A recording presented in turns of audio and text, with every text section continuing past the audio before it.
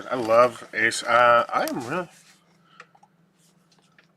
Ahoy there, YouTube! I'm back again today for another Kickstarter Critique, where I take a look at a different Kickstarter tabletop game project every weekday at 1:30 p.m. Eastern Standard Time, give my honest thoughts on how that project is being ran, and today I'm excited. Like, I'm legit excited, because this is a game for me. We're going to be checking out the third most popular project on all of Kickstarter. It is, Kickstarter Games. It is Kelp, Shark vs. Octopus, two-player asymmetrical game, hide-and-seek meets bluffing, and manipulation, deck builder meets bag building, a dedicated two-player game.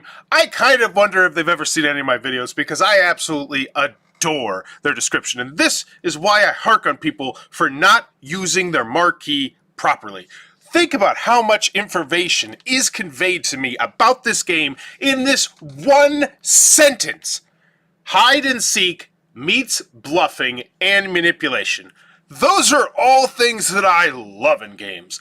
Deck builder meets dice bag builder? Yes! You just dropped to me so much information there. I'm in. I already want to play this, a dedicated two-player game. So once again, I already know what I'm getting into this. Dedicated two-player. No, there's not a solo.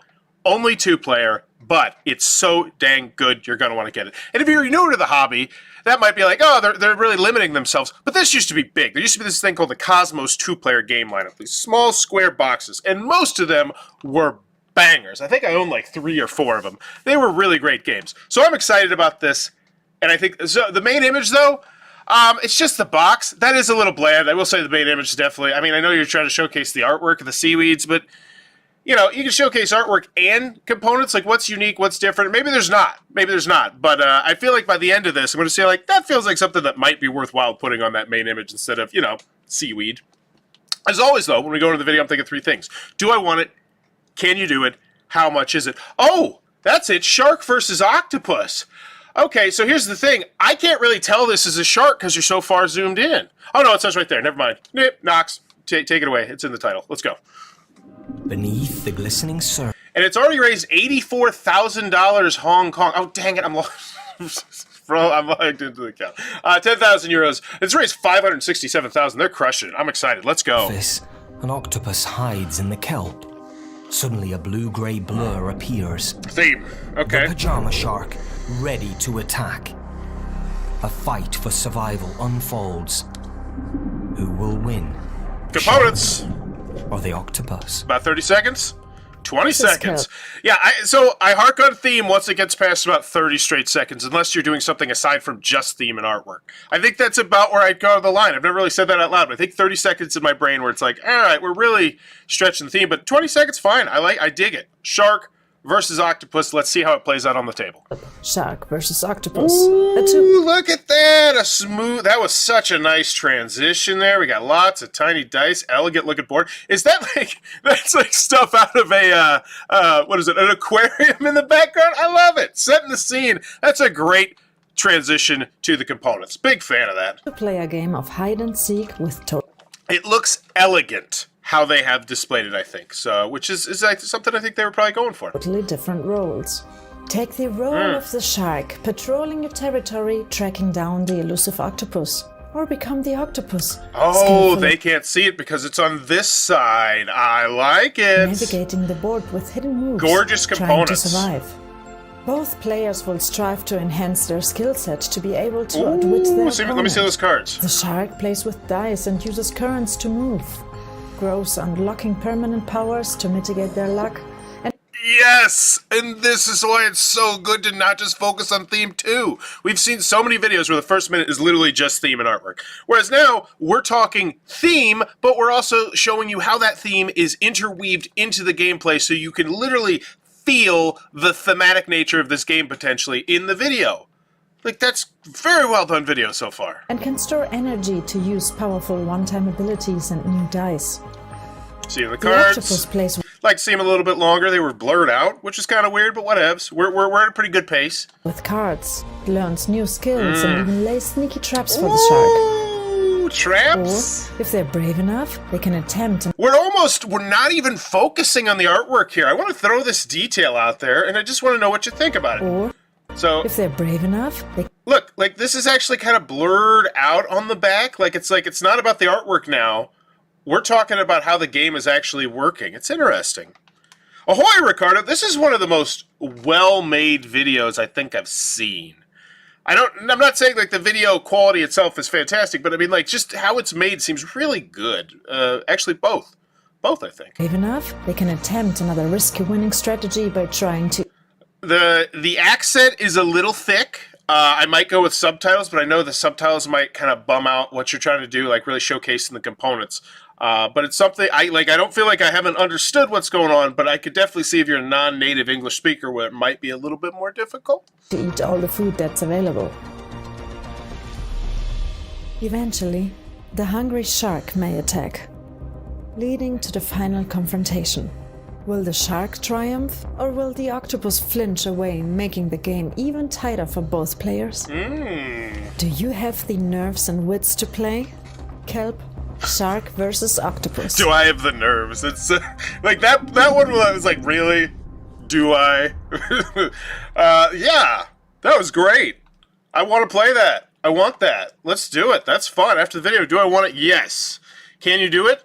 I don't know. But that video was definitely a great first foot forward. That looked incredibly professionally and well done. Like, you know what's going on there. So we're going to go with the check mark there from Germany. Ooh, hotbed of great game designers there.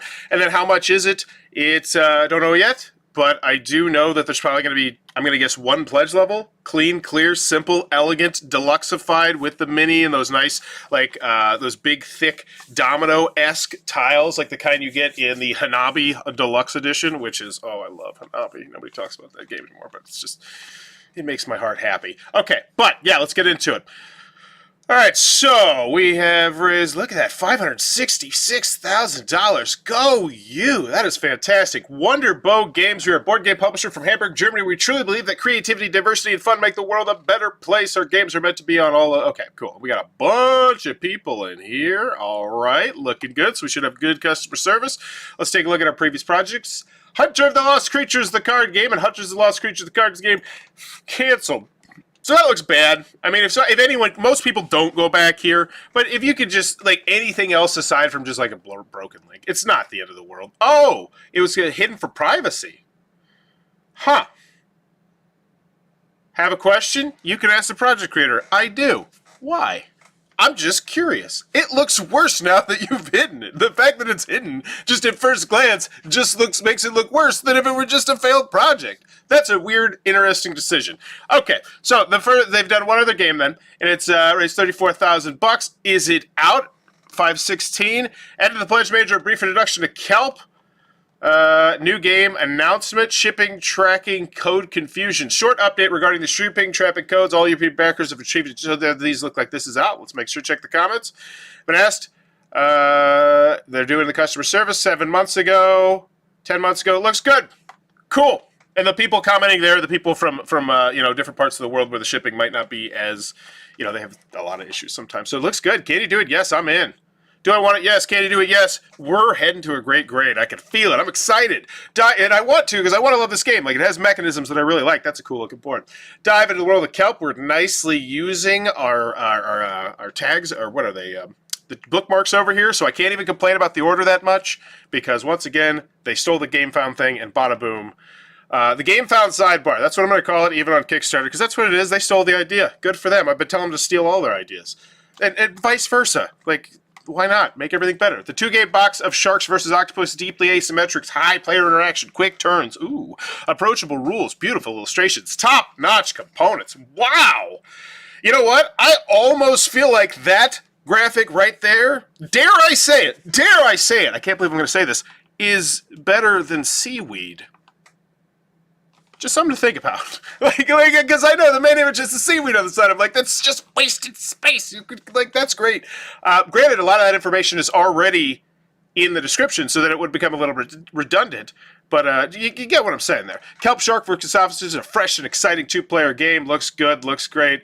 Nice size box. It is giving me those Cosmos 2-player feels. One of the best 2-player games I've ever played. It's a great quote. It is superfluous fluff. It doesn't say why they like it, but when someone's saying it's one of the best I've ever played, that means a lot. Because I think that's a content creator. I don't know.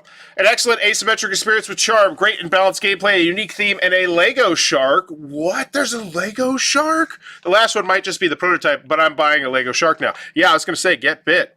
The Lego shark. I mean, it sells the game. If you don't know, get bit. Get Bit is such a hype. Oh, that game is so damn great. And right now, Greater Than Games has it, and they completely bastardized their last Kickstarter campaign. They just threw it under the bus, and it deserves so much more love. But I am off my Get Bit high horse, but it's one of the best family games of all time, especially if you're working with kids on numbers and which numbers are higher and lower. It is, oh my gosh, the teacher is popping out of me. Let's get back to the Kickstarter guy. Gorgeous art, unique asymmetric roles, slick gameplay. Kelp is a winner. Yeah.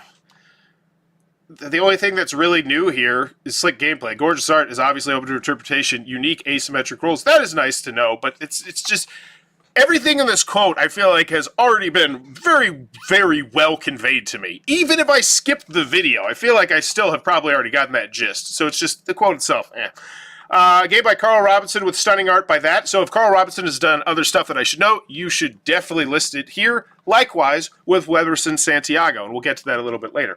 What's in the box? A gorgeous game board, 24 beautiful Octus cards. I'd lovely zoom in on these so I could really read them and get, not only for the artwork, which obviously is going to be a big draw to some people, but to see what the cards do, to get a feel of how exactly the game's going to work a little bit more, especially if I didn't watch the video. Now, I feel like most people still watch the video, but you know, that'd be great. You gotta acquiesce both, ideally. And I know they're probably trying to keep their Kickstarter page nice and tight, but I feel like this is one of those things where you spend the extra space on your Kickstarter page. Not to mention, it doesn't even matter anymore, because now we can just click over here. I feel like having these over here are going to have people completely readjust how they consider doing Kickstarters, and I think we saw a good example of that with Critter Kitchen, which is one of the best campaigns I've seen in quite some time. I believe I gave it an A or an A+. But just the fact that it was so long. It was incredibly long. Like, if you just scrolled from top to bottom, it was insanely long. But it's not the deal breaker anymore because people just click on these. So it's just, oh, I love it. I love it. I love the Game Found sidebar. Deluxe edition. So this is the standard edition? Or is this the deluxe edition? No, that's the deluxe edition. Or is this the deluxe? Oh, the deluxe edition comes with this mini. It comes with the metal coins, translucent dice. So I don't like how they did this here. Like, this looks great. Like, well, I mean, I'd zoom in a little bit more. What's in the box? This looks great, but let's be quite frank. That's not the pledge level you want me to buy. You don't want me to buy this one. So the fact that you put all this, you know, love into this one right here, as opposed to the deluxe edition, seems odd. Because you want me to buy the deluxe edition every single time. That's why it's normally like 20 to 1. I'm sure it still is. But I feel like this section, it's, or maybe I don't know. Let me know what you think about it. It seems like they tried to go more in depth, but at the same time, I kind of prefer how they did it here. It's just a little bit cleaner. Yes, the deluxe edition comes with a cool mini for the Octopus too, but wait, isn't the Octopus hiding behind one of the beautiful blocks? Besides looking great, what purpose could an Octopus mini have? What if the Octopus was... It's a deluxe edition, I don't care. I feel like you're answering a question that most people don't have. There's just this basic premise in my mind that when it says deluxe edition, I'm expecting stupid crap I don't need. Oh, look, it's screen printed, and it's acrylic. It's just... The other stuff is perfectly fine. Like, I don't feel like you have to explain yourself here. I feel like it's more just get to it. Get my wallet open. Now, I still imagine that since this looks... Oh, and it holds the freaking coin? That image is hot, though. That is so hot. Oh, my gosh. Okay. Focus. But, yeah, this just feels like an odd section for that. And plus, we didn't mention the price, too. That'd be nice. Once again, I know I can get it over here if I just click over here on the support tab. But if you're on iOS or on a mobile, which is a huge portion of people who back Kickstarters or browse Kickstarters nowadays, that's an extra click. So it's just... make it more convenient by having the pledge area relatively, but once again, so I don't know why, it seems like it's weird that it's broken up, and maybe that's why the Kickstarter page is so long, because it's being a little bit redundant here. Because you just told me about the pledge levels, the only thing you didn't really tell me was the price. So why? Why have it in a whole different area? Why back Kelp?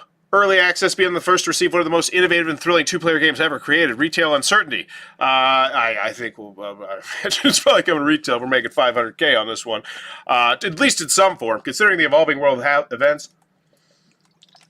If Kelp reaches retail, exclusive deluxe version, support creativity. Okay. I love Grant. Grant's great. If you don't follow Grant, you should. He's a stand-up comedian who also does board game comedy, and his set's funny. You should check him out. One of the best two-player games I've played in a while. This game is so interesting. Both worlds are really different. There's a ton of strategy to explore. It makes my brain hurt, but in a good way. Once again, I don't think this is a good quote because it's just saying the same thing that's been said over and over and over and over and over again. I want somebody to go more in depth about the tile play, like something like that. I think it'd be great to explore. Explain in 1 minute. So this is like a 1 minute preview. Okay, draw and roll. So where's the videos? Hit me with those videos. They're down here, so I can't even complain. Kelp's strategy is deep as the oceans, and tactics is slick as an eel. It's good to know that there's deep strategy. So yeah, I think that's a great quote. Ever created. How to play Kelp, Shark versus Octopus. Oh, this is like a full how to play? So that's how you use each of the dice. That's great. Woo! And that's from the designer. Fantastic. That's delightful. I think that's great. That's a great thing to lead off with. Beautiful. I'd put that even higher, honestly. I'd slap that right up there with that price that we still haven't seen. Who knows? Kelp's Force, because it's just the idea that, I don't even have to read this rule booklet. I don't have to worry about the rule booklet being bad, because that's one of the biggest things about backing Kickstarter games, is that a lot of times, more than it feels like with established publishers, the rule booklets can be very bad. And just knowing that there's a how to play video means that I don't even have to go through the stress of reading that. And I feel like that's part of the, that's a great appeal to backers. So we got the rule booklet right here as well. Fantastic. Play a tabletop simulator. Great. 45 euros. Yeah. And then you convert it to currency. I love this project.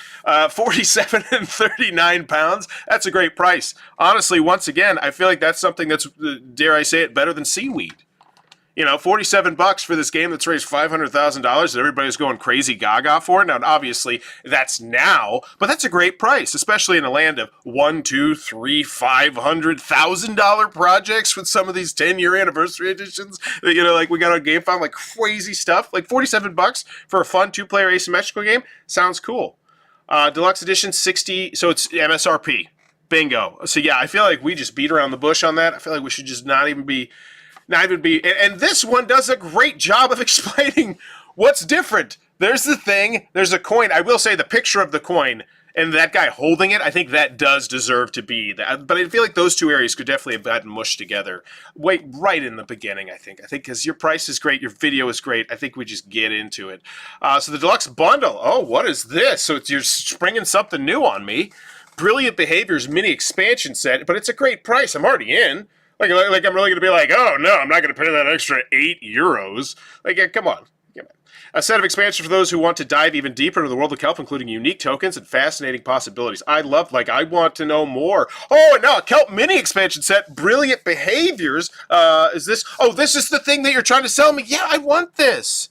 I almost feel like this should be in the video, or at the very least, way up higher. Because look at the context of the page. We are halfway through this Kickstarter page right now, and this is super awesome information that gets me even more excited about this game. Why is it so low? Why is it buried? Now, I know people could go straight here thanks to the amazing GameFound bar, but it's like, hit me with it. This should be a fun ride. I think the best Kickstarter is the one where the page is a fun ride. It's a fun experience for you to go to. One of those ones like, yeah, I don't have time for all this, but I'm going to come back to this sort of thing. Instead, you'll throw your money at it, but it's like you also want to see all the stuff. You want to get excited. You want to get hyped for the project. And I see so many people, so many Kickstarter naysayers, I don't get it. Why don't you just go buy? Because you don't get all the fun stuff in a Kickstarter when you're just buying a game.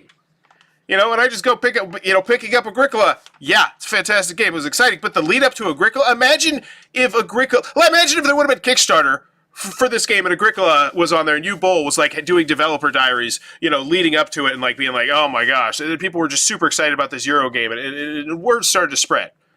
Because that's what can happen sometime with some of these games, especially on GameFound, because they have a much better pre-launch system. You can send out updates to people before the Kickstarter runs, which is just it's so much nice. Okay, but yeah, this is awesome. I want this. I'm in. So how much is it? Feels like it's a very, very reasonable price. Custom card sleeves, 4 euros. Dice tray. Oh, it's thematic. That's awesome. Mini expansion. What? Wait, what? So I don't like this just being there. That seems weird. There's not a pledge level where I can just get this automatically because everyone's going to want this. So that's odd. Or was that in the deluxe? That's got to be in the deluxe, right? See, so this is why just why don't we have it in one clean, clear area? Yeah, because I don't see that box. Oh, so this is not in here. Hyperbolic marketing terminology just strikes me as vapid. Vapid's a big word.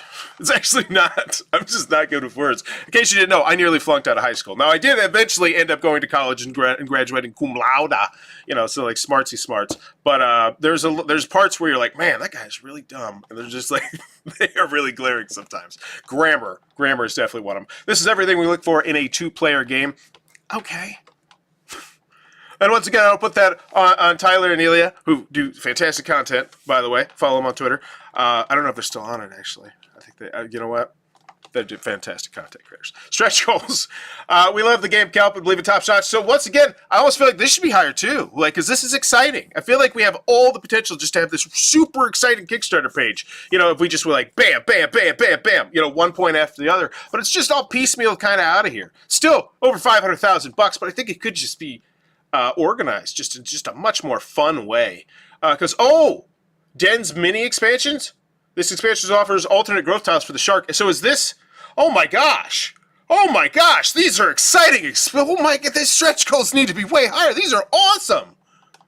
Look at all this stuff we're adding to it. 2 new ability cards. A Den's mini expansion, which I don't even know what it means. I'd love if you told me the exact amount of components there so my brain could... Because it looks like it's 4 mini cards maybe in a small board, which that's a bunch of content. 2 new ability cards, Coconut mini expansion, 2 new ability cards, the unlocked linen finish. Ooh, I can scratch the surface already. Upgraded embroidery, upgraded deluxe dice, upgraded custom card sleeves. So this is just a new add-on. Okay, not as exciting, but still cool nonetheless. Token upgrade expansion. Whoa.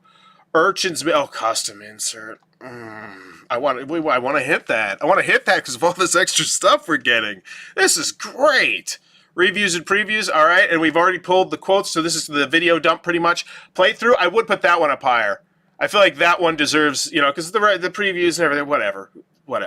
They are what they are. But the actual gameplay, because you had the how to play, which is fantastic, but I think that one deserves to be up there too. Interviews, lots of stuff down here. I'm not even going to go through these, so many. Timeline, fulfillment, October 2024. So Spiel next year. 2-player. Oh, this could be a banger. Australia, and it will be. It's making $500,000, so hopefully this one will come out at Spiel, have a big old splash.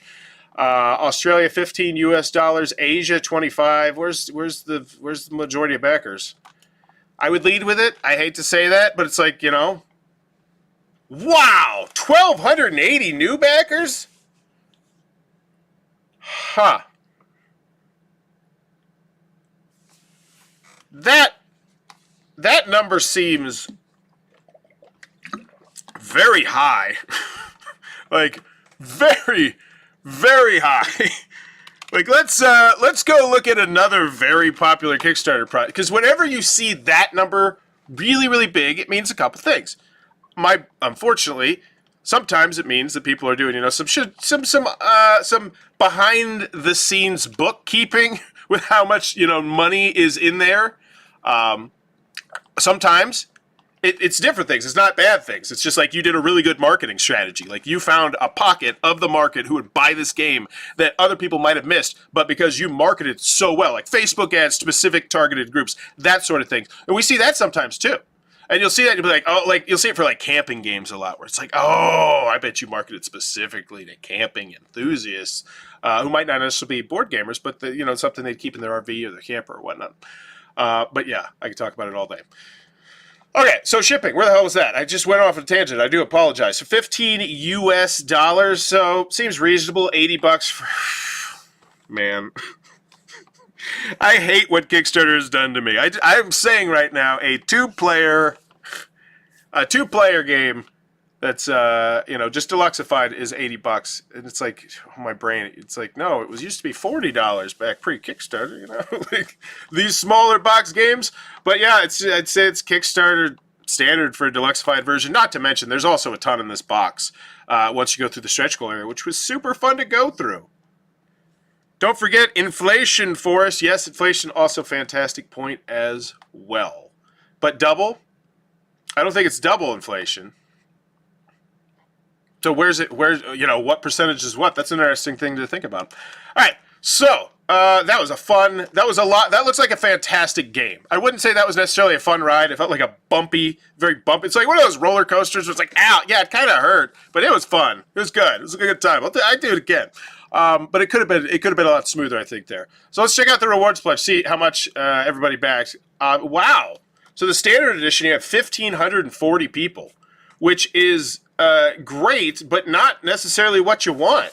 And I think that, once again, goes back to the fact that I feel like you sold me, at least early on initially, way better on this standard version than you did on the deluxe version. Because you got to look at it from the consumer's perspective. Like, how much time are they planning on spending on this Kickstarter page? Especially if you're just sitting on your phone or something like that. Because if they watch the video, because the video is a great watch, 2.5 minutes, and then you scroll and you scroll and you scroll and you're looking for the vital information that you need about the price and whatnot. Assuming that's how you shop, and everybody shops different orders. But you're already, you're at like 4 or 5 minutes, all right, and you're just expecting people to go further down and just give you more and more of their time. And it's like, yeah, Kickstarter used to be like that, but now it's just more like a business almost. It is, literally. And then the Deluxeified 823, because that's not typically what we see. This breaks and violates Bauer's law, which is that the most popular pledge level is always going to be the one with the most fancy bells and whistles, especially when the price doesn't even seem like that big of a jump. 15 euros, which is odd. Breaking Bauer's law is odd, and if you watch this channel routinely, I say it every day, and I've covered like so many, hundreds and hundreds and hundreds of these things, that it's just, you start to see certain trends. And so when Bauer's law gets broken, I'm like, okay, what was done differently? And I think partially because I feel like you spotlighted the one you didn't want to sell the most of too much, but then it also, these numbers then make me look at these numbers and say, a lot of new backers, a lot more new backers than we typically see. And now this makes me want to just make sure that I'm not just totally off base off that. So let's go look at 2 other very popular new ones. We'll get 3. We'll get this one too, the stacked elevate your game. That one looks cool. We'll just go check out how many new. So yeah, Simon. So 177 to 6,400. And once again, what are we? Like, very different numbers. What do we got over here? Yeah, 235 to 170. Yeah, it seems like a lot. Maybe it's just me doing howdy, Huckleberry. And maybe it's just because you marketed that one you didn't want to sell. So, okay. Anywho, FAQ 16, not in order. That's not fun. Like, that kind of sucks. If my question's question number 15, I got to browse through 15 other questions before I can get to it. Once again, GameFound, steal this for GameFound Kickstarter. They have like a thing where you can type it in a little bar, which is so much nicer and more user friendly. But Kickstarter's like, we'll get there in 3 years. But you can also organize this like Reload from Colossal Games, and a bunch of other companies have done, where you kind of just break it up into tiers to make it easier for your customers to look at. And then updates. What about the Lego Shark stretch goal? So Alex brought it up. Why did you lean into it? Unless you were planning this all along, that you were in fact going to give a Lego Shark out. And I thought that I was reading the quote. I was like, why is this what you're spotlighting? If you're spotlighting something that literally isn't going to be in the game in your quote, I'm like, why? I'm sure Alex said a lot of other very nice things.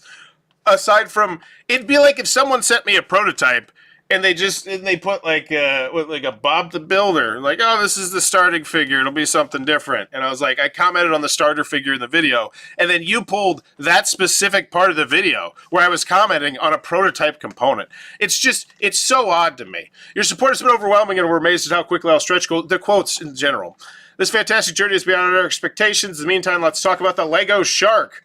We're giving away 10 Lego Sharks that were part of our prototypes. Drop a comment here or the main comment sharing your favorite shot. So this is a giveaway. Oh. I don't think they're allowed to do this. I mean, I'm not a narc, but if you are, I'm like this is like a ChatGPT question away from, because I do know Kickstarter has some stuff about giveaways. And I don't know if it applies to the comments, because if it doesn't, then I think this is a fantastic way to get engagement and push your YouTube project higher on the popularity charts where people are just more likely to browse it. Ricardo said, even though it's not a huge amount of money, Deluxe didn't grab my attention. A mini that apparently won't be used. Translucent dice are nice, but don't really care. Okay. Yeah, I thought it looked cool. I thought it was gonna. Doesn't it hold the coin or something? I thought it held the coin. I thought it did something cool. Yeah, it holds the coin. I don't know what that does. Yeah, it's just this whole area though. It could have been so much more well done.